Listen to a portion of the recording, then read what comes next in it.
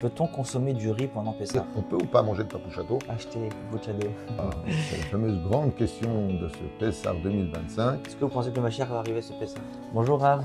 Shalom Uvracha Lionel. Pessah Kashav et Sameach. Nachon, on arrive dans la dernière ligne droite avant ce Shabbat de la paracha de Tzav, Shabbat Hagadol, avec un Pessah un peu spécial pour beaucoup de personnes en tout cas, même si on l'a déjà fait il y a à peu près 3 ans, puisque ça tombera Motzei Shabbat. Nachon. Et on a reçu énormément de questions. Moi je vois, tu as beaucoup de feuilles là, ça m'inquiète. Ouais, bon, en fait, on en a reçu plus, hein, mais on a essayé de faire un condensé. Parce que des fois, la question revenait sur elle-même, etc. Donc, j'ai essayé. Je pense que c'est mieux qu'on fasse une émission sur ça, au lieu de répondre à chacun. Ok, alors on y va. Ok. Première question.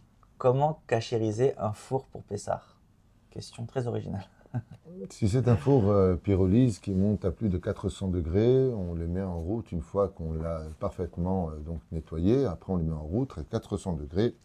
Si les plateaux restent à l'intérieur, tout serait éventuellement caché à l'épaisseur, même s'il serait conseillé d'entourer ce plateau de papier aluminium hermétiquement fermé malgré tout. Mais à 400 degrés en général, tout brûle. Si c'est un four standard, on le nettoie parfaitement, le laissant pendant 24 heures reposer sans aucune utilisation, après quoi on le laisserait tourner entre 3 quarts d'heure, 1 heure, une demi-heure, au maximum de sa chaleur avec des produits détergents à l'intérieur, en ayant minutieusement, j'ai mal à dire certains mots, nettoyer surtout le filtre, dans tout endroit qui serait susceptible, comme les joints avec un coton-tige, et donc le four serait caché à l'épaisseur. Le problème, c'est les plateaux. Les plateaux, eux, c'est du liboun, c'est-à-dire qu'ils se cachérisent avec le chalumeau et donc on les esquinterait.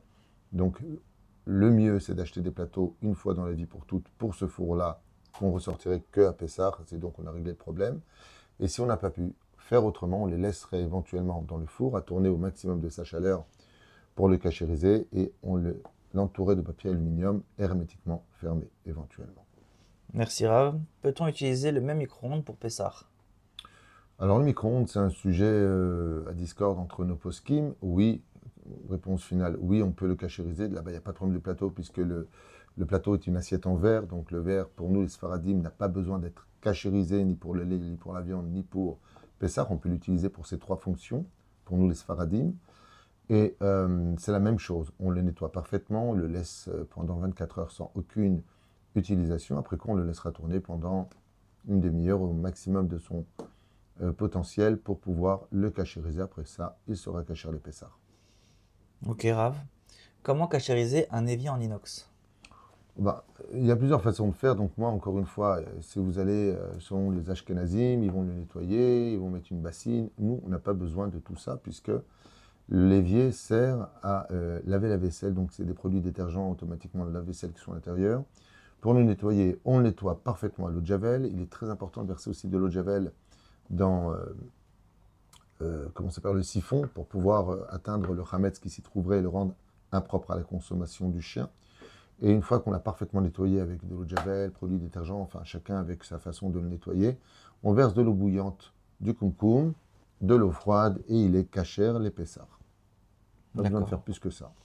Et nous, les Sfaradim, on n'a pas besoin de mettre une bassine. Celui qui veut le faire, il le fait, mais ce n'est pas obligatoire. D'accord. Tout comme ces personnes d'ailleurs qui recouvrent très souvent les cuisines d'aluminium, partout de l'aluminium. Je crois que les Chabad agissent ainsi. Balira et Balimatse, donc automatiquement, ils le font. Nous, il n'y a pas besoin. Le marbre, c'est pareil. Tu nettoies, tu verses de l'eau bouillante. C'est nickel, c'est propre. C'est pas quelque chose qui absorbe, c'est pas quelque chose qui rejette. Ce n'est pas posé sur le feu, c'est le marbre établi de travail. Et ainsi donc, il serait caché à l'épaisseur. D'accord. Faut-il changer la cafetière pour Pessah? Non, une cafetière qui sert qu'à faire du café, il n'y a pas besoin juste de bien le nettoyer, de laisser couler de l'eau bouillante à l'intérieur. Sauf si cette cafetière est un temps soit peu spécial. Vous savez que le café a besoin d'être caché à l'épaisseur. S'il est naturel de façon générale, il n'a pas besoin réellement de l'être, mais il est impératif d'avoir des produits avec le tampon caché à l'épaisseur. Si par contre il est aromatisé, il peut être empreint d'une des 5 céréales dans sa fabrication, et donc là, ce sera un peu plus problématique. Donc on le nettoie avec de l'eau bouillante, on versera à l'intérieur, car le principe de la cachérisation des pressards va selon son utilisation. Ce qui se met sur le feu toute l'année, on le cachérise avec le chalumeau. Ce qui est casserole, en général c'est des bouillons, c'est de l'eau, c'est de l'huile, donc ça se cachérise avec la hagala. Merci Rav. Peut-on utiliser du papier aluminium pour recouvrir les surfaces au lieu de les cachériser? Bon, on vient d'en a parlé, mais Non, non. Bali rae, bali matzeh. Ce n'est pas simplement le fait de ne pas le voir, c'est aussi de ne pas le trouver. Donc si je mets de l'aluminium sur du chametz, ben j'ai du chametz sous l'aluminium et je n'ai pas fait la mitzvah. Je dois retirer. Et l'aluminium est une ceinture de sécurité supplémentaire. C'est-à-dire c'est une prévention supplémentaire que, par exemple, tu nettoies ton, ton marbre. Il est propre, il est nickel. Seulement, il y a encore des taches de chametz. Je n'ai pas envie de les voir, on met de l'aluminium dessus. Parce qu'il n'y en a pas et je ne vois pas. très bien. Faut-il obligatoirement acheter de la vaisselle spéciale pour Pessah? Il n'y a pas d'obligation à ça, c'est juste un excellent conseil que je d'ailleurs donne depuis des décennies à tout le monde. Achetez une fois pour toutes votre vaisselle de Pessar pour toujours. Moi, c'est ce qu'on a chez nous à la maison. Et on ne se prend pas la tête, on n'a jamais besoin d'aller cachériser des casseroles, des marvas, des poêles, des marmites. Il n'y a pas besoin. Aujourd'hui, tu vas au chouk, tu en achètes. Une fois pour toutes, tu les mets dans le carton, tu les mets de côté, Pessar arrive, tu les ressors, tu ranges ta vaisselle de Hametz, Nigmar Asipour. Super. Peut-on utiliser une plaque électrique pendant Pessah? Oui, alors la plaque électrique, la plaque chauffante de Shabbat, tu veux dire. Ouais, Oui, alors elle se j'imagine. cachérise, tout à fait. On la nettoie parfaitement, on laissera donc couler de l'eau bouillante de telle façon, donc voilà, imaginons que ce soit ça ma plaque électrique, il y a ici le côté électrique, on le laissera vers le haut, en chipoua, c'est-à-dire de façon euh, En diagonale. en diagonale, et ensuite je verse de l'eau bouillante, faisant attention de ne pas toucher à l'électricité, de cette façon-là, après quoi je la recouvre d'aluminium, par contre, cette plaque, Bezrat Hashem, et je peux tout à fait l'utiliser pour Pessar. Ceci étant, d'acheter une plaque aujourd'hui, c'est dans les 350 shekels, cacher les Pessar, tu la mets de côté et tu ne te prends pas la tête. Par contre, le kumkum, c'est un peu différent.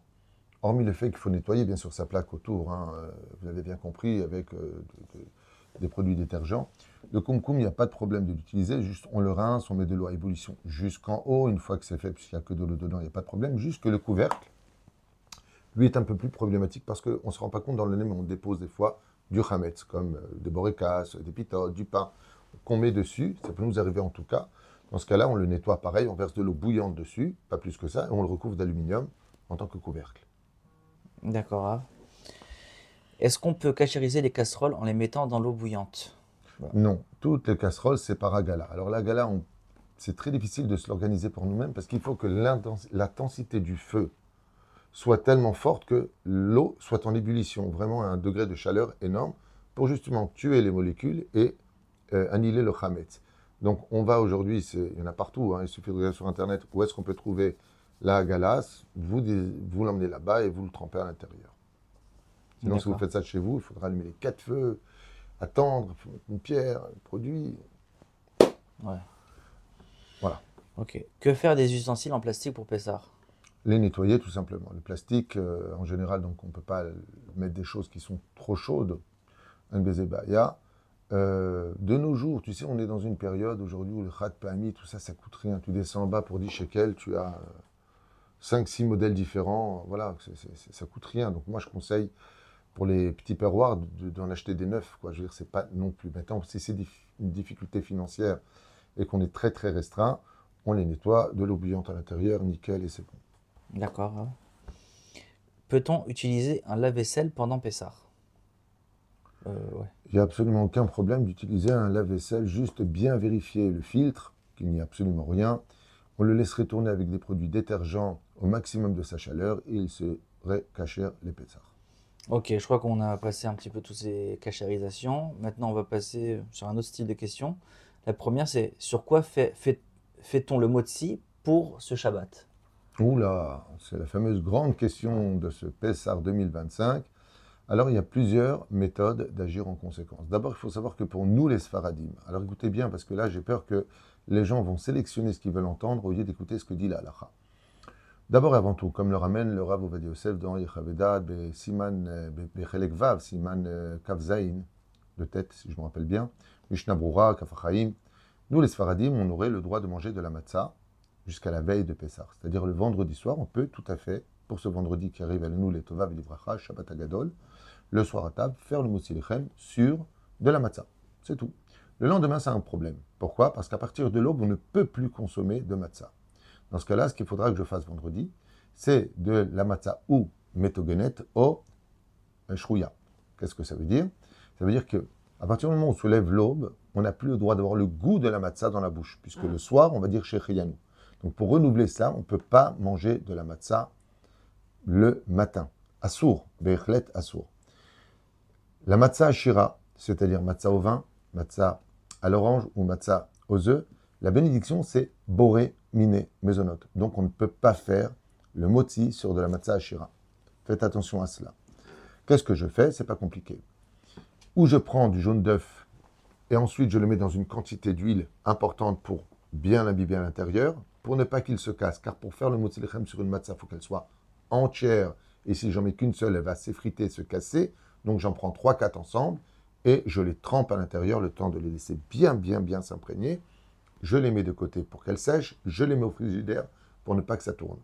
Deuxième option, je prends mes matzot, je les trempe dans mon bouillon, dans ma sauce, bien imbibée, très chaude bien sûr, pour qu'elle soit comme une éponge qui va absorber la sauce. Et donc quand je vais la mettre dans la bouche, je vais avoir le goût de la sauce et non pas de la matzah, sur lequel je pourrais faire le motzi lechem mon samedi matin et pour ma seuda shlichit, bien sûr dans le frigidaire, pour ne pas que ça tourne avec la chaleur.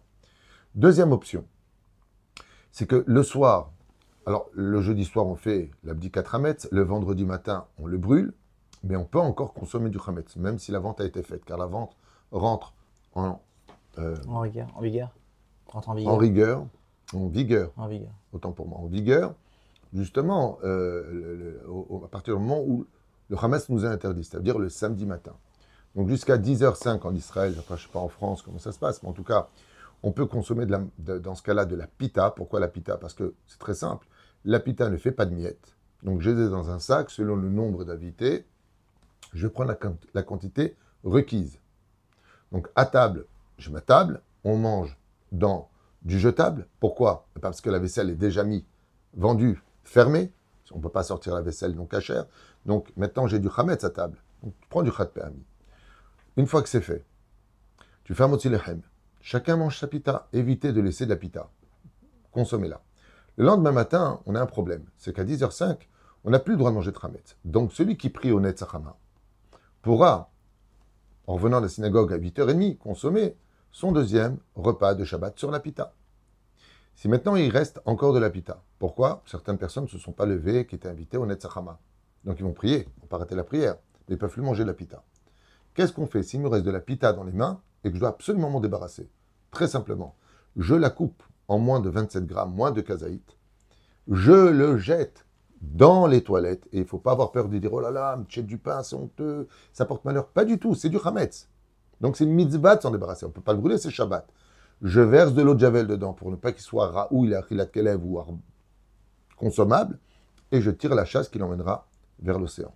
Donc je tire la chasse sur ce pain, et je m'en débarrasse. Maintenant, ce qui est le plus important, c'est le bitul chametz. Pourquoi? Parce que vous allez me dire de l'autre côté, mais il me reste encore peut-être des micro-miettes sur la table. Dans ce cas-là, c'est moins de kazaït. En disant la phrase Kol chamira deika de birshuti de chazeti de l'chaziti de l'arti de l'obiarti, et je vais le rendre ka'afra dar'a, qu'il soit comme la poussière. Donc j'ai annulé ce chametz qui m'est resté, que je descendrai à la poubelle. Comme il y a moins de kazaït, je ne descends pas du chametz, je l'ai annulé, et ainsi donc je rentre dans ma fête. À partir de, je crois, 11h en Israël, on ne peut plus avoir du tout de chametz, consommer jusqu'à 10h. Le chametz jusqu'à 11h, c'est quelques minutes près.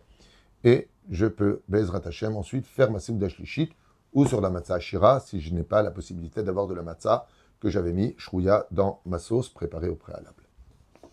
Magnifique, Rav. Voilà, je vous ai donné toutes les chitotes à réécouter pour ceux qui veulent entendre. Ok. Qu'est-ce que le chametz exactement? Le chametz, en général, est compris dans le levain. Lo yecha seor. Le seor, c'est le levain. Mais le chametz, c'est aussi un autre problème. C'est quand j'ai, par exemple, ma farine au contact de l'eau qui va fermenter, ça deviendrait du chametz. Ok. C'est pour ça, d'ailleurs, qu'il y a beaucoup de problèmes. Je dis franchement que le Rav Shlomo Amar, quand il était grand rabbin d'Israël, est parti vérifier jusque dans l'usine et la fabrication. Il se sont rendu compte que beaucoup de matzah dites hachira, de matzah aux fruits ou à l'œuf, eh bien, il s'est rendu compte que quand ils avaient livré les oranges, par exemple, c'était pas de l'orange pure, c'était de l'orange mélangée avec de l'eau, et donc ça fermentait. Et le Rav Shlomo Amar, grand rabbin d'Israël à cette époque, avait mis son veto. Il est parti vérifier les papouches à dos et il avait confirmé à l'usine, après s'être assis avec le Rav Ovadia Yosef, qu'il n'y avait pas plus cachère que les papouches à dos, contrairement à ce grand conflit de dire on peut ou pas manger le papouche à dos. Le Rav Shlomo Amar a confirmé que c'était les gâteaux les plus conseillés à manger pendant Pessah, en ayant vérifié sur place. Super, hein. Acheter Popo Chado. Comment fait-on l'abdikat Hametz? L'abdikat Hametz se fait avec quelques conditions. La première, d'acheter un vêtement neuf pour dire la bénédiction de Sheikh Yanou Veki Menu Gianou Lazemanazé. Prendre une assiette, une bougie dans les mains ou même dans sa poche aussi, une petite lampe pour les endroits susceptibles d'être vérifiés sans mettre le feu sous le lit par exemple ou entre les vêtements. Va pas vérifier avec ta bougie, hein. Ce serait évident que tu y mettrais le feu. Donc là, tu pourras utiliser les khatrila, ta torche. Et dans cette assiette, tu mettras un peu de gros sel pour atténuer les forces du mal. Et il faut savoir que l'abdikat Hametz, c'est tellement important qu'elle retire l'Aïnara, les mauvais esprits, les mauvaises ambiances de la maison sont retirées en même temps, puisque c'est l'aile Shimurim, l'aile qui est, c'est la nuit préservée de tout mauvais esprit. Et donc, on recherche le Hametz. On a l'habitude de faire la chita du Rezal, de préparer 10 morceaux dans des papiers hermétiquement fermés, moins de kazaït, que la femme va mettre un peu à droite à gauche pour donner une direction à celui, donc les enfants, le balabaït, qui va aller les chercher à droite à gauche. Ces 10 morceaux représentent les 10 couronnes de la Sitra Achara. Dans la Kabbale, il y a 10 fonctionnements de la Sitra Achara, et ils sont retrouvés à travers ces 10 morceaux que l'on boulera le lendemain, vendredi matin. En ce qui concerne la bénédiction, il est impératif, quand on a par exemple une voiture, un bureau, une autre maison, quand tu dis ta bénédiction, de penser en même temps à sortir toutes les autres endroits, tous les autres endroits susceptibles d'être allés vérifier, Bezrat Hashem, pour ne pas répéter la bracha, chose qui est interdite. Super, Rav, merci. Que fait-on si on trouve du Hametz pendant Pessah? Alors ça dépend. Ça veut dire quoi trouver du Hametz pendant Pessah? Est-ce qu'on parle pendant Yom Tov ou est-ce qu'on parle pendant Chol HaMoed? Si c'est pendant Yom Tov, le Hametz, Balire, Balimatse, Asur Be'ana, donc tu n'as pas le droit de le voir, pas le droit de qu'il s'y trouve, et tu n'as pas le droit d'en profiter. Dans ce cas-là, si c'est Yom Tov, je ne peux pas le brûler. Donc je le couvre. Dès que sort Yom Tov, je le brûle. Et si c'est pendant Chol HaMoed, je le brûle. Parfait, Rav. Jusqu'à quelle heure peut-on manger du Hametz la veille de Pessah? Alors, on parlera de 2025, on peut manger du Hametz jusqu'à 10 heures de Shabbat matin. D'accord. Juste en faisant très attention, comme le Rav Ovadia, il ramène comme ça que celui qui a beaucoup d'enfants, il faut éviter de montrer des pitotes parce que les enfants, ils courent un peu partout. Mais celui qui a un contrôle parfait sur les pitotes, que tout est sur la table, ne bouge pas de la table, patati patata, tu nettoies, tu ramasses, un bézébaya. D'accord, Rav. Que faire des aliments non cachers les Pessah qu'on veut garder pour après? On les vend. Si par exemple j'ai des bouteilles de whisky qui me tiennent à cœur, qui sont chères. J'ai par exemple une famille qui m'a dit ils ont 10 enfants chez Ryu, et eux, quand ils achètent des pâtes, ils n'achètent pas un paquet de pâtes, ils achètent des lots de pâtes. Pourquoi? Il y a des endroits spécifiquement adaptés à cela, parce que c'est beaucoup moins cher et économique. Le mari est avraire, il n'a pas la possibilité de pouvoir s'en débarrasser financièrement, c'est très compliqué pour lui, les écoles, les habits. Dans ce cas-là, on vend son chametz. Ben chametz gamour, les ben tarovet chametz, que ce soit du chametz pur, comme des pâtes, comme même des gâteaux, qui serait une perte importante pour lui. Dans ce cas-là, il le vend par le biais de la rabbanout arachi de sa ville, par Internet en tout cas, il fait la vente, et il les mettra de côté, enfermés dans une armoire sur laquelle il marquera Mahour, vendu. Si maintenant la personne a des moyens, qu'il s'en débarrasse. On peut le donner déjà dès maintenant à des familles nombreuses. Débarrassez-vous du chametz, évitez la vente. Si vous ne pouvez pas l'éviter, vendez-le et ce chametz sera tout à fait permis après la fête de Pessah. D'accord, Rav. Peut-on jeter le Hametz à la poubelle au lieu de le brûler? Non. Le chametz, on n'a pas, ça dépend où tu vis. Tu vis en France, tu peux le jeter à la poubelle. Et tu fais après un FKR, c'est plus à moi. En Israël, je ne peux pas. Israël aussi doit être tenu par la propreté de ne pas se trouver avec du chametz. Donc si tu le coupes en moins de 27 grammes kazaït, moins de ça, et que tu dis que ou que afradara, tu dis la phrase kol chamira, dans ce cas-là, c'est moutard. Pourquoi? Parce qu'il y a moins de kazaït. C'est comme de la poussière, mais plus de kazaït, tu ne peux pas lever l'auto. C'est pour cela que Bezrat Hashem, à partir du moment où il y a un gouge de plus de kazaït, c'est un problème, donc tu le coupes en petits morceaux et tu peux le jeter à la poubelle dans ce cas-là, en disant la phrase. Mais il y a une chose qu'il faut savoir. La halakha nous donne 3 patentes. La première, c'est Donc, ce que je viens de vous dire, petit morceau et tu fais la phrase, mais ou tu le brûles ou tu le jettes à la mer. Il y a une grande mitzvah de brûler le chametz. Pourquoi? Parce que le chametz représente les forces du mal. Et en le brûlant, tu brûles aussi une partie du Yetzer Hara qui est en toi. Donc il n'y a pas qu'un côté extérieur technique et pratique, il y a aussi un côté spirituel et ésotérique qui se cache derrière tout ça, très important. Mais le plus important, c'est que quand tu jetteras ton chametz au feu, n'oublie pas aussi de jeter ta colère avec, tes, tes émotions avec, tes côtés caractériels, tes côtés injurieux. Voilà. Jette aussi tes mauvaises midotes avec. D'accord. Nouvelle catégorie quasiment. Peut-on consommer du riz pendant Pessah? Oh ben, Bah oui, ok. je me demande pourquoi les gens ne consomment pas de riz. Alors bien sûr, Rabbi Yochanan ben Nouri. Alors Meseret Pesachim dit que celui qui mange du riz à Pessah, c'est comme s'il n'a pas fait Pessah. Et les Chachamim lui ont répondu, celui qui ne mange pas du riz à Pessah n'a pas fait Pessah. En tout cas, c'est pas la Gemara qui va nous fixer si oui ou non on peut manger du riz ou pas, c'est la halakha. Il y a des minagim. Les Marocains ne mangent pas de riz, les Algériens ne mangent pas de riz, mais nous, les Tunisiens, on mange du riz. Et selon Maran Arav Ovadia Yosef, il n'y a aucun problème de consommer du riz. Plus que ça encore. Avant, le riz était engrangé entre le blé dans les granges, alors ça pouvait se mélanger. Donc on le vérifiait 3 fois. Aujourd'hui, il est industrialisé, il est usine de riz, il n'y a rien d'autre avec. Ainsi donc, le Rav Yitzhak Yosef possède qu'on ne le vérifie qu'une seule fois, même pas 3 fois. Tu achètes du riz, tu vérifies une fois, et zé ou zé. Deuxièmement, il y a une marloquette à savoir pour le riz. Vous avez marqué que le riz, on dit boré mille maisonot, et puis après on dit boré nefashot. Si c'est boré nefashot, donc on aurait dû dire boré péri adama. Alors comment tu peux dire maisonot, et après tu dis nefashot? Parce qu'il y a une marloquette à savoir est-ce que le riz est une céréale ou pas. Et c'est là qu'est tout le problème de ceux qui ont le minac de ne pas en manger. C'est que si c'est une céréale, c'est l'achmir, c'est d'oraïta. C'est pour ça qu'il y en a qui ne mangent pas du riz, non, je préfère l'achmir. Il y en a d'autres qui te disent de peur que c'est mélangé à du blé que j'ai pas vu, et ainsi de suite. Mais nous les Tunisiens on dit vérifie et bêtez avon. D'accord. Donc celui qui vient en Israël et qui veut manger du riz, fait atarat nedarim, mange du riz. Qu'il soit marocain, algérien ou peu importe. Nachal. Même Chabad. Fait atarat nedarim, j'ai pas mal de gens aujourd'hui qui mangent du riz parce qu'ils savaient pas, ils pensaient que c'était strictement interdit quand on leur dit que c'était leur minag. Quand tu montes en Israël, comme l'avait dit Maran Arav Ovadia Yosef, il y a déjà un boss qui s'appelle Rabbi Yosef Karo, et à Pi Halacha, il n'y a pas d'interdiction de manger du riz. D'accord. Que faire si un produit est cachère mais sans le label cachère les Pessah? Je ne conseille pas du tout d'acheter quoi que ce soit sans le label Kasher les Pessah. Et pas simplement cela, de prendre ce qu'il y a de plus sûr et de plus méadrine pour Pessah, parce qu'il n'y a pas Batel Beshichim, et je me méfie encore un petit peu, malgré tout, de toute cette modernisation de vendre des pâtes Kasher les Pessah, du pain Kasher les Pessah. Bon, ok, c'est de la fécule de pommes de terre, mais il y a des choses, on ne sait pas à l'usine comment ça a été fait, est-ce que les gens ils se sont essuyés bien les mains avant de faire la pâte, est-ce que... Anilo Yoder, je ne sais pas, il faut être très vigilant à Pessah et manger strictement méadrine, mina méadrine. D'accord. Que faire si un aliment tombe sur une surface pas encore cachérisée? Ça dépend de quoi on parle, on le nettoie par exemple. La question qui m'a été posée il y a 2 jours était très intéressante. Voilà, j'ai acheté des épices Kasher les Pessah, donc tampon Kasher les Pessah, j'ai ouvert parce que j'avais besoin d'épices.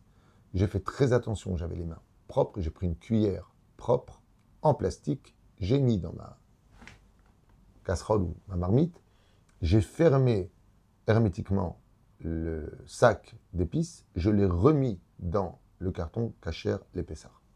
Il n'est pas dans ce cas-là. S'il y a eu une surveillance constante, où il n'y a pas eu de main d'enfant, pas de possibilité de le réouvrir, on pourra réutiliser, même si c'était ouvert. Ici, je l'ai laissé ouvert. Je me suis absenté. C'est resté sur l'établi de la cuisine. On ne sait pas ce qu'il y a eu, qui a pris, qui n'a pas pris. Il n'y a pas eu de surveillance, mais l'autre côté, en vente et rachète à l'autre. D'accord. Peut-on utiliser des produits laitiers ou viandes normaux pour Pessah? Même ça, en général, il y a un tampon, Kasher, les Pessah. Je voudrais vous donner un exemple très important à retenir. Prenons le Coca-Cola.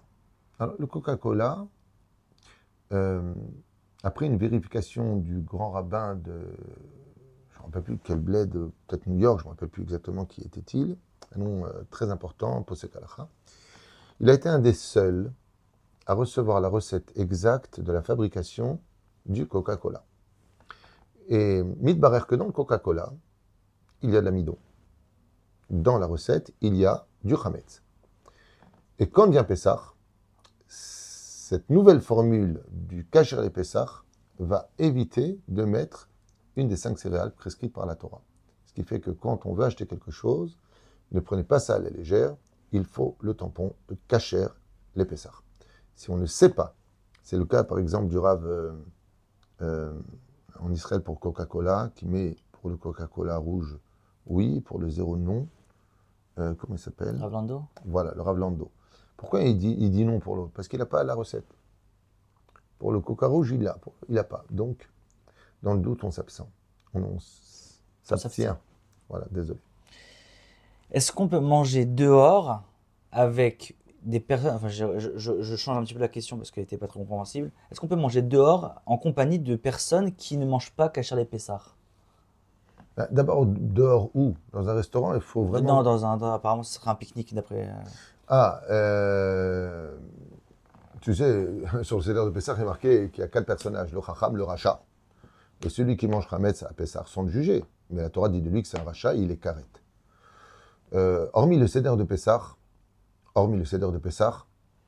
où il est à la table du Chacham, on a le droit d'être près de lui. Mais il est évident, surtout avec des enfants, il y a plus forte raison nous-mêmes, qu'on ne peut pas s'asseoir à pique-niquer avec des gens qui vont sortir de la baguette pour plusieurs raisons. La première, c'est qu'il dégage une influence extrêmement négative au niveau spirituel. C'est pas qu'on les juge, hein, mais c'est qu'il y a des clipotes qui viennent sur eux. Ils sont carrettes, donc retranchés. Et deuxièmement, en rigolant, en plaisantant, ah mais là je goûte, oh mince, c'est Pessah. Donc non. C'est pour ça que même un homme et une femme qui mangeaient du lait et de la viande, il faut qu'ils y aient chacun comment dire,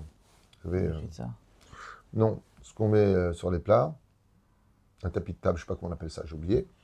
Et il faut qu'il y ait quelque chose qui vient bien séparer l'un et l'autre pour rappeler que là-bas, c'est la viande, et ici, c'est du lait, et si possible, à distance. Il y en a même qui disent qu'ils devraient éviter, de manger ensemble sur la même table, qu'ils ne mangent pas ensemble, de peur qu'ils viennent à se goûter l'un et l'autre.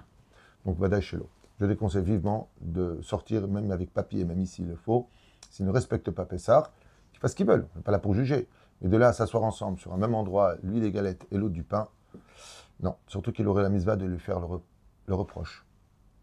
En disant, c'est Pessah, comment tu manges du pain? Mamashlo. Ok. Que faire si un de mes enfants mange du Hametz de manière involontaire, je rajoute, pendant Pessah? Si c'est involontaire et que c'est un enfant, on peut rien lui dire. Mais comment il a trouvé du Hametz, c'est là qu'est toute la question. Si tu avais fait bien ton boulot, il n'aurait pas mangé. Ok. Cas particulier apparemment maintenant.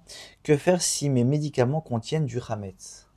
Alors, d'abord, c'est très important comme question, mais juste avant de répondre à cette question, j'aimerais juste revenir en arrière sur le fait d'arrêter de manger du Hametz, par exemple, le samedi matin. N'oubliez pas de vous brosser les dents, qu'il n'y ait pas de Hametz aussi, Zrat Hashem, et vous rincez tout ça, vous mettez de l'eau de Javel, prenez le Hametz éventuellement s'il y avait des gros morceaux, ou sinon, vous l'annulerez avec Kol Chamira Deika.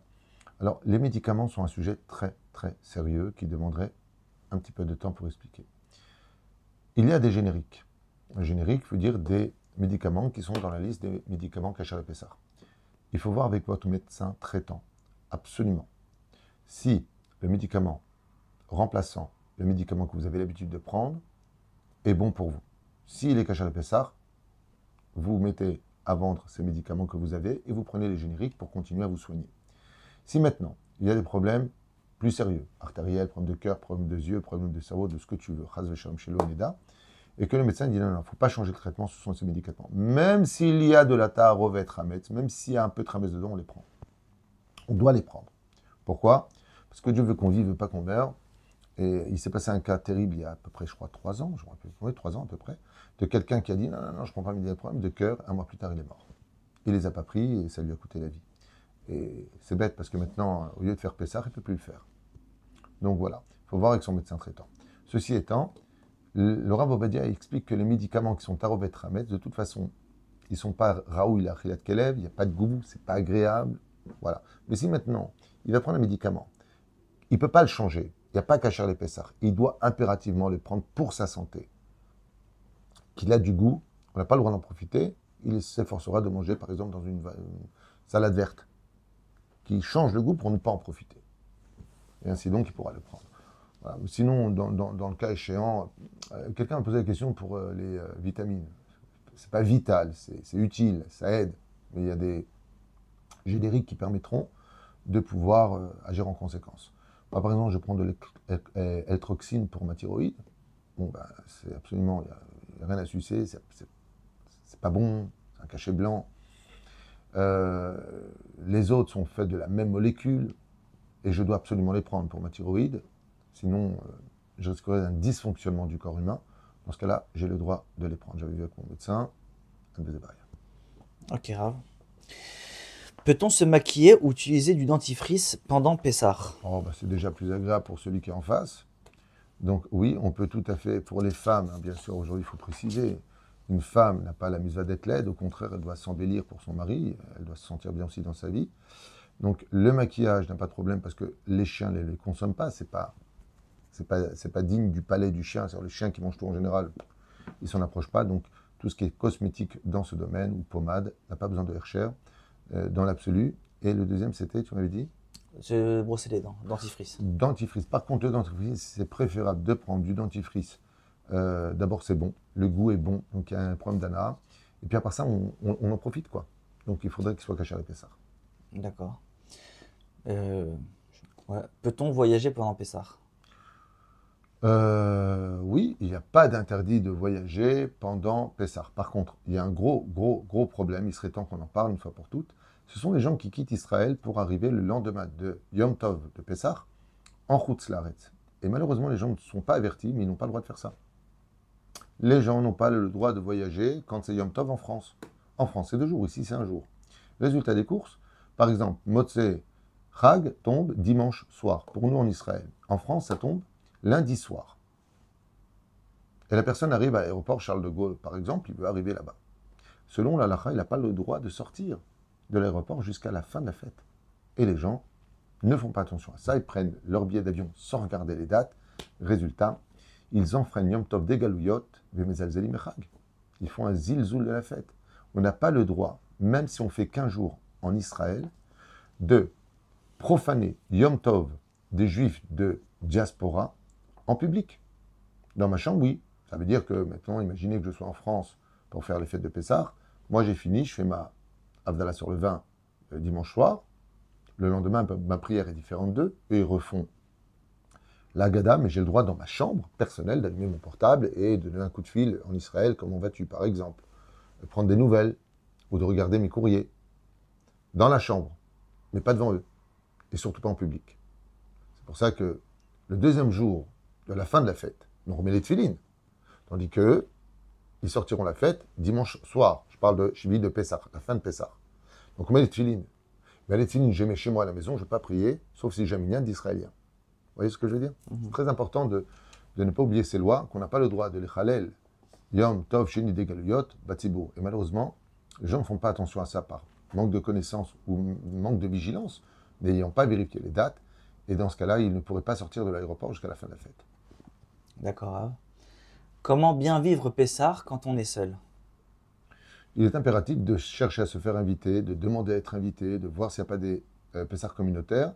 Et si ce n'est pas le cas, il faut savoir qu'un juif n'est jamais seul. Il y a toujours la Shrina, surtout pendant le Leil Seder, qui se mettent à chanter la Haggadah, qui laissait justement, souvent, comme le dit la Chassidoute, quand tu vis un moment obscur, c'est parce que Dieu attend de toi d'être le soleil de cette obscurité. Ce n'est pas la quantité qui compte, c'est ce qu'on fait. Des fois, on est très nombreux et on se dispute, on s'insulte, leur préféré être seul. Merci, Rav. Comment expliquer Pessah aux enfants de manière simple? La meilleure façon d'expliquer Pessah aux enfants, c'est parler à leur cœur et puis leur poser des questions. Les enfants adorent les questions qui appartiennent à leur niveau, ou alors leur faire un récit. Leur parler de l'histoire des Hébreux, que pourquoi on est descendu, que Yosef a eu la haine entre les frères. En même temps, ce sera une espèce de moralité pour eux dans le comportement. Pourquoi est-ce que l'eau est salée? Ça rappelle les larmes de Yosef.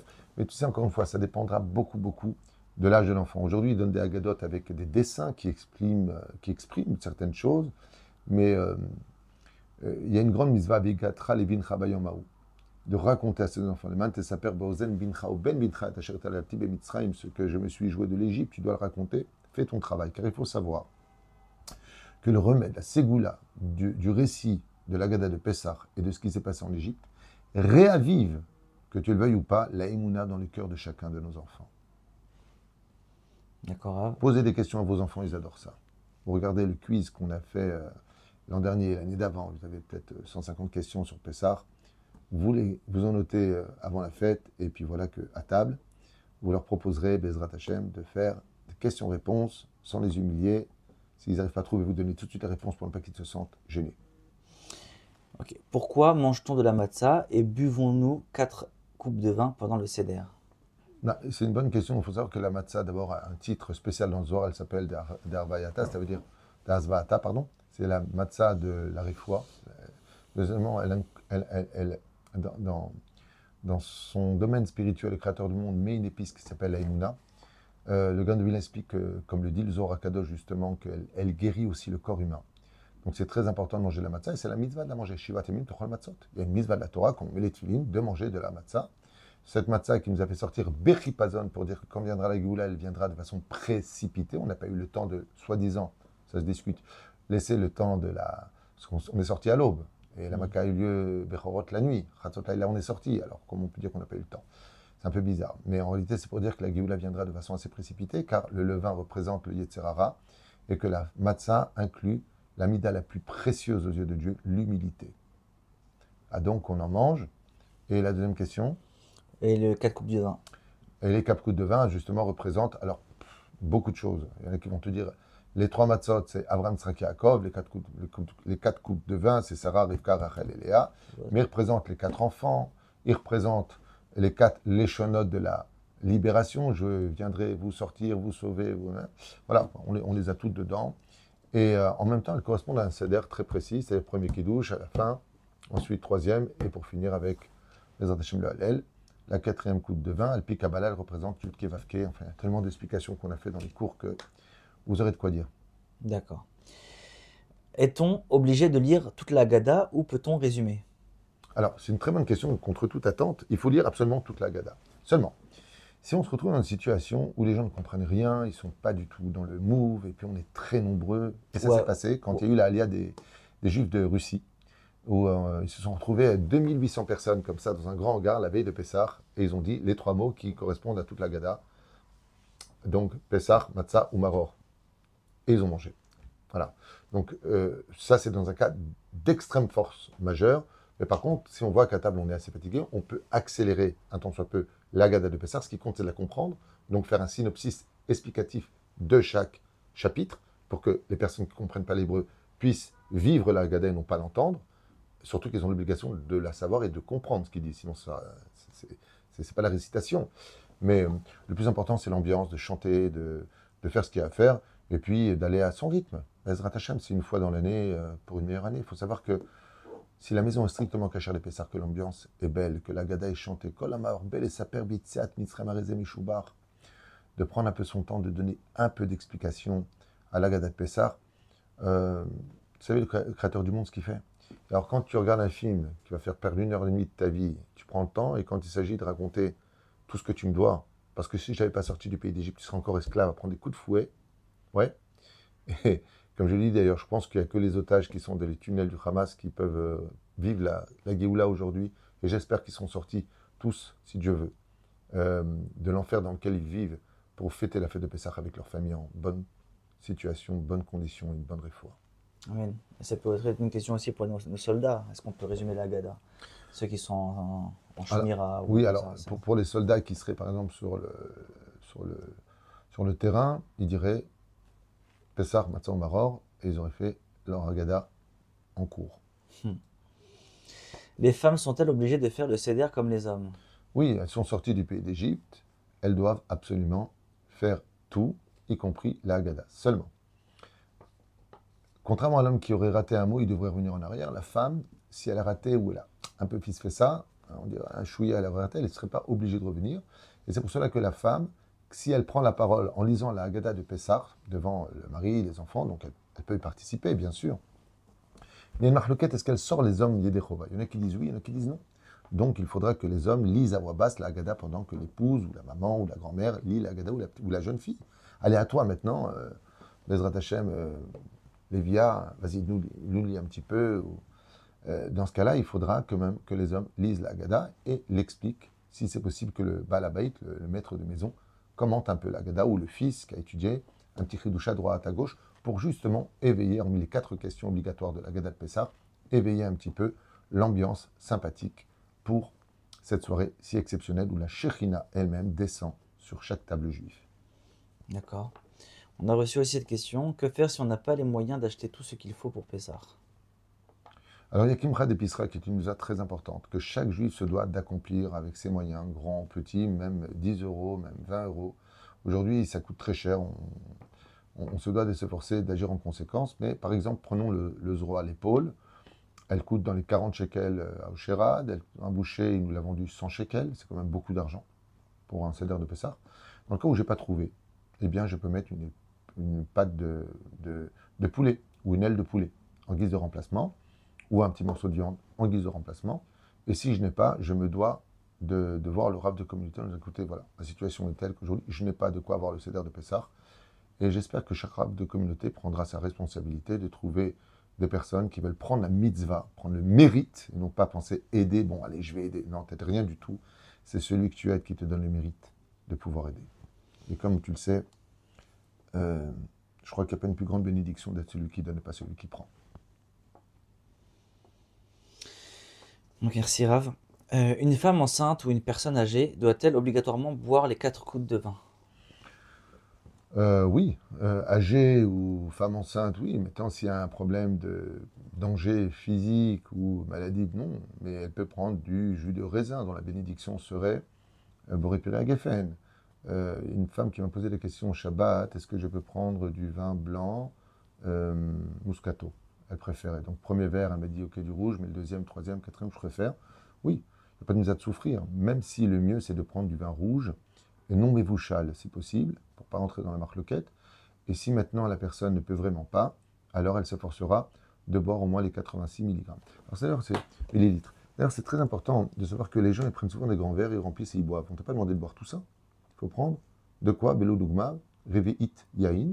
Aujourd'hui, ils vendent des verres qui font exactement 90 millilitres, soit 6 millilitres de plus.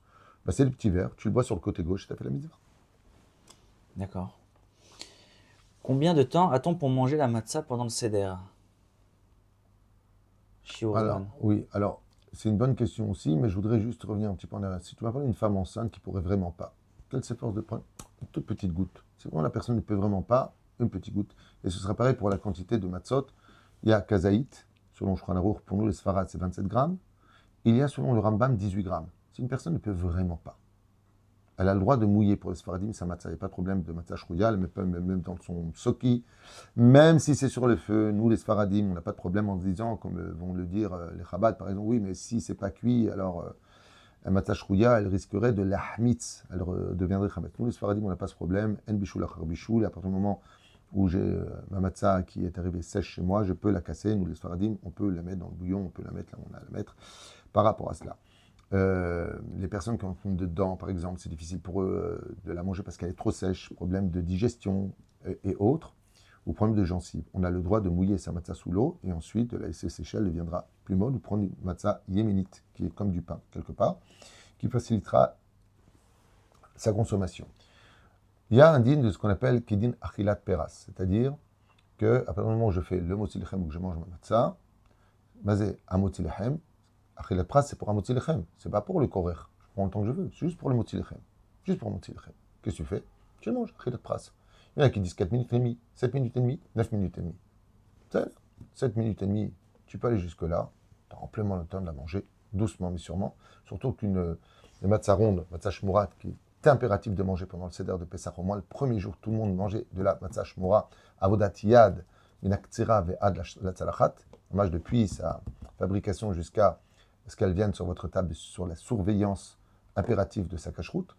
Et ça représenterait à peu près un peu plus du premier tiers de la matzah pour avoir les 27 grammes, donc c'est assez consommable. D'accord, Rav. Peut-on manger après la ficomane? On peut prendre un dessert après la ficomane qui soit de telle façon à ce que le goût de la ficomane reste dans ton palais. Donc si c'est un café, un thé, moutard, si maintenant je commence à manger des gâteaux spéciaux cachers et Pessah, je vais retirer le goût de la ficomane. Et ça, c'est pas très intelligent parce que le but de la ficomane, qui est très riche, la ficomane c'est extraordinaire, une ségoula de prendre un bout de la ficomane de cette côté, vous le gardez sur vous, ça éloigne toutes les mauvaises, la inara, les mauvais esprits, les mauvaises choses qu'on fait contre vous, même la sorcellerie, toute l'année vous le gardez dans un papier aluminium sur vous, Bezrat Hashem. Mais le but de la ficomane, on doit le manger avant Chatzot Laïla et garder le goût, voire s'endormir avec ce goût dans le palais pour qu'il nous accompagne une fois qu'on aura étudié et même s'être endormi après le Kirat Shema à la Mita avec ce goût dans la bouche. C'est le but principal d'ailleurs de la ficomane. À partir de quel âge un enfant est tenu de faire toutes les mitzvot du Seder? Dès qu'il est bardat, à partir du moment où l'enfant a 6 ans, il passe à l'état éducatif. Mais ça dépend de l'enfant. Il y a des enfants qui ont 6 ans, ils sont pas très avancés. Il y en a d'autres qui ont 3 ans, ils sont plus refifs, plus compréhensifs. 4 ans. Ça dépend de l'enfant. Je pense que, tu sais, comme le dit le roi Salomon dans Kohelet, Chaner et anar al darko. Éduque ton enfant selon son chemin. Qui il est? Les enfants qui sont aujourd'hui, malheureusement, enfants divorcés ou qui ont subi des chocs émotionnels, qui ont besoin, vraiment, ils sont sous, par exemple, la rétaline, ils sont très, très actifs. Ils sautent tout le temps, ils ne peuvent pas rester assis. Il y en a d'autres qui sont rêveurs, il y en a d'autres. Chaque enfant a son chemin. Il faut adapter une éducation qui correspond à chacun de nos enfants et ne pas croire que l'éducation, c'est une recette généralisée pour tout le monde. D'accord. Donc, si tu vois que ton enfant, il est réceptif, bah, il peut prendre 10%, donne-lui 10%. Il peut prendre 20%, donne-lui 20%. 100%, donne-lui 100%. C'est très important, les enfants, de les attirer avec ce qui les intéresse. Voilà, si tu viens, tu ouvres la ficomane, c'est bête ce que je veux dire, je prends un billet de 10 euros. Il ne dort pas. En général. Sinon, on va au parc Intel, voilà. Grâce à lui, on emmène tout le monde. Alors, on va participer. Faut ouvrir la bouche des enfants, faut leur donner la possibilité de pouvoir rester au Seder, et pour cela, il faut les faire dormir la veille, sans lui dire, comme ça tombe Shabbat, on n'a pas le droit de préparer pendant Shabbat pour Yom Tov, Aruch Hamadi Ben Kodesh et Kodesh, mais il est impératif qu'on a tous au moins dormir 1 heure en l'honneur de Shabbat, même si ce sera utile pour rester éveillé pour la nuit du Seder. D'accord. Peut-on faire la Haggadah en français?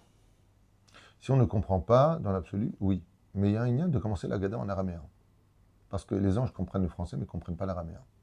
Et donc, pour provoquer que la shrina vienne dans ta maison, il faut la lire en araméen. Donc, aujourd'hui, il n'y a pas d'excuse. Parce que le phonétique existe dans toutes les prières, y compris la Haggadah. Et donc, tu peux la lire. Pour l'un, elle va la lire en phonétique, pendant que les autres vont la lire en français. Et que celui qui la lise pour les autres, au niveau de l'oreille, la lise en phonétique, car l'hébreu, par la suite, cache énormément de secrets dans la Haggadah de Pessah, comme l'avait expliqué Rabbi Shimshon Astropoli dans son commentaire qu'on lit d'ailleurs la veille de Pessah sur les fondements et les secrets cachés et codés dans la Haggadah de Pessah qui va très loin, même si elle a été compilée par Rashi à la base, basée sur la paracha de Kitavo dans le livre de Devarim. C'est là-bas qu'on retrouve une partie de la Haggadah et d'autres références d'ailleurs. Mais aujourd'hui, grâce à Dieu, c'est facile. On peut se débrouiller. Tout existe. D'accord. Est-ce qu'un converti doit faire le Seder comme un juif né juif? Absolument. Et il n'y a aucun doute sur le sujet. Un juif, dit le Shulchan Aruch, un non-juif qui est en phase de conversion, c'est-à-dire qu'il a commencé sa conversion, il est inscrit à la rabbanout, il a un rab qui le suit, a l'obligation d'être au Seder de Pessah. Mais il n'est pas circoncis, c'est pas un juif. L'homme est chané. Pourquoi? Parce que Shulchan Aruch nous dit qu'un converti se doit d'être au courant mitzvot kalot keva chamurot, des mitzvot moins graves au plus grave. Et c'est quoi le plus grave? D'Afka Pessah. Comment? Quand il sera converti l'an prochain, il saura comment faire Pessah s'il n'a pas participé au Seder de Pessah. C'est-à-dire que le converti se doit d'aller d'Afka chez des gens très pieux pour apprendre, mais ça n'empêchera pas de le Khalel. Il a l'obligation de profaner le Yom Tov ou Shabbat devant 2 témoins parce qu'il n'est pas encore juif. Mais Badaï qui doit tout apprendre. C'est un cas de. Il vient pour un stage. Il ne vient pas comme inviter un non-juif qui viendrait au Seder de Pessah, ce qui est par contre problématique parce que c'est Yom Tov. C'est pas que Pessah, ça peut être Sukkot, Shavuot. Parce que de peur qu'on fasse les vachelles pour lui. Ça veut dire que nous, ce qu'on appelle Ochle Nefesh, on a le droit de faire cuire, on n'a pas le droit pour un non-juif. Ça veut dire qu'on n'aime pas. Il est plus facile de recevoir un non-juif à sa table le Shabbat que Yom Tov. Ce n'est pas une question de recevoir à sa table. C'est une question que le jour ne permet pas de peur qu'on enfreine certaines choses par rapport à son statut. D'accord.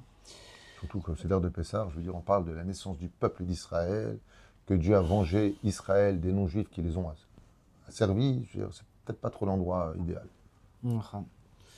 Doit-on absolument finir le Seder avant minuit? Khatzot. Le Seder, non. La Afikoman, oui. Le Seder, non. Au contraire, jusqu'à l'aube, si tu peux rester éveillé et étudier jusqu'à l'aube, le salaire sera incommensurable. C'est la seule mitzvah de tout le judaïsme duquel il est dit, plus tu raconteras et plus tu seras digne de louange par Dieu lui-même. D'accord. Peut-on travailler pendant Chol Hamoed? Oui et non. Alors c'est marqué d'ailleurs, à savoir est-ce que oui ou non, Chol HaMoed, c'est un jour de Chol ou de Moed? Tachlit, c'est Moed ou c'est Chol? Ça s'appelle Chol HaMoed. Et donc, il est impératif d'abord d'offrir un cadeau à sa femme. Je le rappellerai, c'est une halakha, c'est pas facultatif, ne serait-ce qu'une petite robe, un chemisier en l'honneur de la fête, car c'est grâce aux femmes d'Israël qu'on est sorti du pays d'Égypte, que ce soit pour la fête de Pessah, Shavuot et Sukkot. Et si maintenant, il y a un digne de ce qu'on appelle Efsed Meroubé, si je n'ouvre pas ma boutique, ben, je ne pourrai pas vendre la marchandise, elle risque de périmer. Je paye des ouvriers, je suis obligé de travailler, je n'arriverai pas à fermer la fin du mois, je peux travailler pendant la mode, même si nos sages nous ont déjà mis en garde, il n'y a pas de siman bracha, il n'y a pas de bénédiction pour celui qui travaille à la. S'il peut obtenir le droit de ne pas travailler, super. S'il ne peut pas faire autrement, surtout qu'on n'a pas le droit d'écrire, je rappelle qu'on ne met pas de machine à laver pendant la fête de Pessah, tout Pessah, assourd, sauf pour les habits des petits-enfants ou les serviettes dont on aurait besoin parce qu'elles sont très souvent utilisées. Le reste, non, on prépare ses chaussettes à l'avance, ses slips à l'avance, on prépare ses chemises à l'avance pour les 7 jours, les femmes pareil, on met ça dans des sacs hermétiquement fermés, après la fête, on lave tout, en 5-6 machines, on a tout réglé, Bezrat Hashem, la kol, yerzor, la matzavatov, beyoter. Le coiffeur, les femmes, elles pourront aller au coiffeur après Pessah. Nous, par contre, jusqu'à l'Ad Baomer, on ne va pas chez le coiffeur. Après, il y en a qui vont te dire, oui, mais moi, veille de Rosh Hodeshiar, je ne peux pas, je travaille à la banque, j'ai besoin. Il y en a qui vont te dire, à la veille de Shabbat, je préfère y aller parce que là où je suis, c'est problématique, j'ai problème de peau. Aval dans l'ensemble, on va aussi chez le coiffeur à la veille de Pessah pour au moins 1 mois et 4 jours pour lesquels nous n'avons pas le droit, selon la tradition du deuil des élèves de Rabbi Akiva, comme c'est formulé dans Masechet Yevamot Samerbet, donc de porter ce deuil, de ne pas écouter de musique après la fameuse Mimouna, Bezrat Hashem. D'accord. Peut-on aller faire du sport ou aller à la piscine pendant Chol Hamoed? Il n'y a aucun interdit. Si le sport est séparé des femmes, toute l'année, pendant Chol Hamoed, tu as besoin de faire du sport et je te conseille parce que tu vas gonfler. Tu peux tout à fait faire du sport, t'occuper, mais surtout étudier pendant Chol Hamoed, puisque ces jours-là nous ont été donnés pour justement étudier alors qu'on n'a pas trop le temps dans l'année. Maintenant, d'aller à la piscine, il ne faut pas oublier que l'eau, ça mouille. Faites attention à vos enfants, vérifiez bien qu'il y a une barrière. Il y a eu beaucoup d'incidents pendant cette période, mais à pied à la au contraire, au contraire. Soyez particulièrement heureux. Vesa Marta Bechagecha, tant que tout est fait, que Dat Moshe Israël, les hommes et les femmes ne sont pas mélangés ensemble à la piscine, Un Bezebaya, donnez la joie à vos femmes, à vos enfants. Soyez heureux. Chantez, dansez, c'est un kiff. D'accord. Dernière question personnelle. Est-ce que vous pensez que le Mashiach va arriver ce Pessah? C'est une bonne question. Ma chère Nagmara nous dit ne viendra ni un Shabbat ni un Yom Tov. Donc c'est pas la peine de l'attendre le soir même du Seder de Pessah. Il viendra peut-être pendant Chol Hamoed ou pendant la continuité du mois de Nissan, selon Rabbi Yoshua ou Rabbi Eliezer, au mois de Tishri. Ce qui est sûr et certain, c'est qu'aujourd'hui, c'est plus. On dit on attend le Mashiach. C'est exactement le contraire. Ça fait 2000 ans que c'est le Mashiach qui nous attend.